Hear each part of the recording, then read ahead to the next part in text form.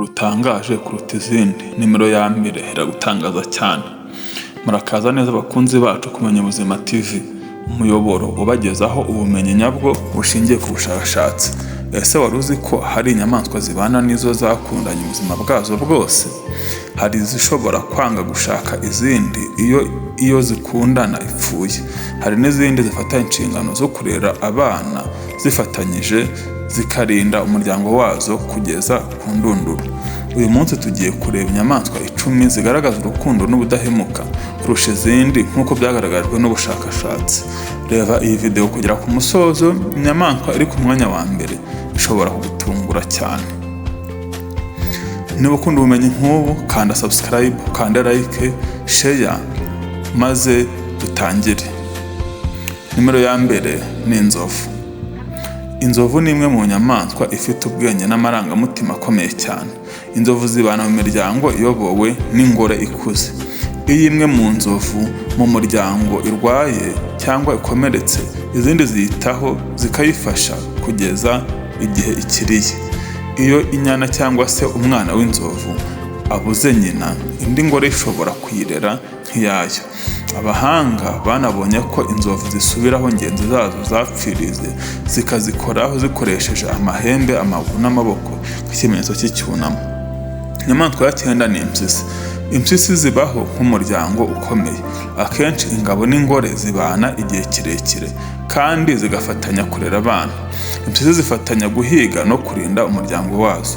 Iyo imwe mu mpyisi ikomeretse, izindi zo mu itsinda zirayirinda kandi zikayigaburira kugeza ikuze.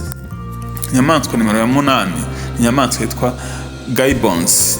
Gibbons ni bumwe mu bwoko bw'inguge buzwiho kubana n'umufasha umwe igihe kirekire. Buri gitondo ziririmba amajwi ahuza ibintu bifasha gushimangira umubano no kurinda agace zituyemo. Inyamaswa nimero ya 7 ni iyitwa bald eagles. Bald eagles ni zimwe mu nyoni zizwiho ubudahemuka.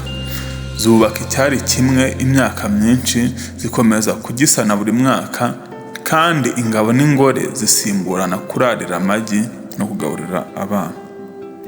Tugeze kuri nimero ya 6. Inyamaswa nimero ya 6 ni inyamaswa yitwa Swans. Swans zafashwe nk'ikimenyetso cy'urukundo mu bihugu byinshi.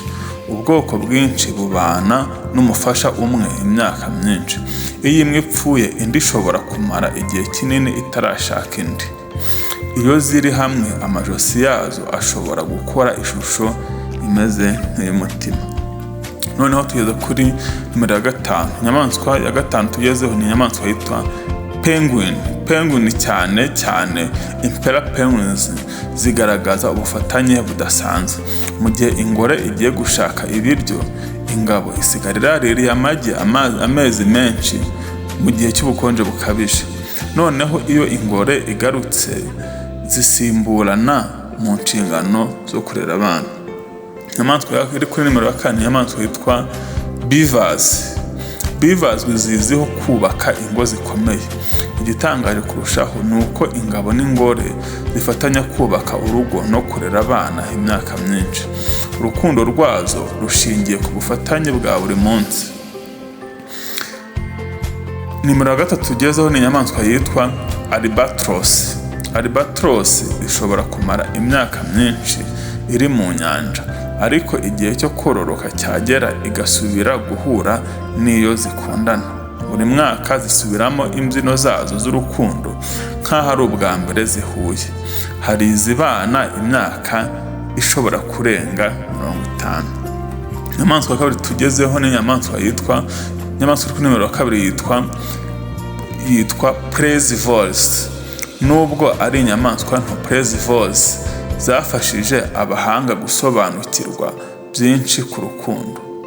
Izi nyamaswa zibana n'umufasha umwe, zigasangira ibiryo, zikarera abana hamwe, kandi zikagaragaza agahinda iyo zitandukanye. Ubushakashatsi bwerekana ko imisemburo nka oxytocin na vasopressin ifite uruhare rukomeye muri uwo mubano. Tutaragera kuri nimero ya mbere, mbere yuko tugera kuri nimero ya mbere, niba tugeranye hano utarakora subscribe, turagusabira ngo ukore subscribe, ukande like, share na comment kugira ngo iki kiganiro kigere ku bantu benshi. Noneho tugeze kuri nimero ya mbere.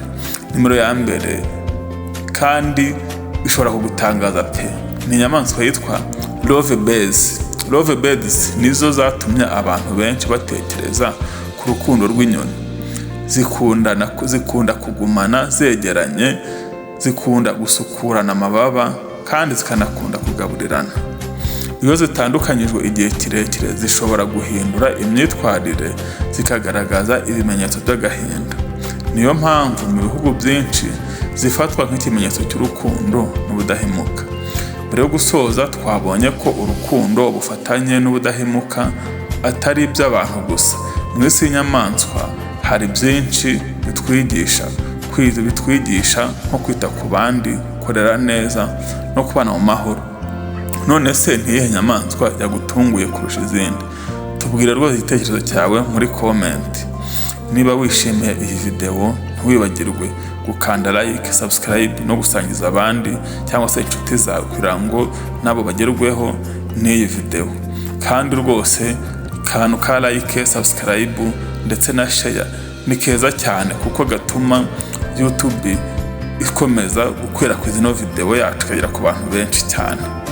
Murakoze cyane gukurikira Ubumenyi Buzima TV. Tuzongera kubonana mu yindi video yuzuyemo ubumenyi bushya. Bye bye. Ibiganiro hano ku Ubumenyi Buzima TV nakagaruka.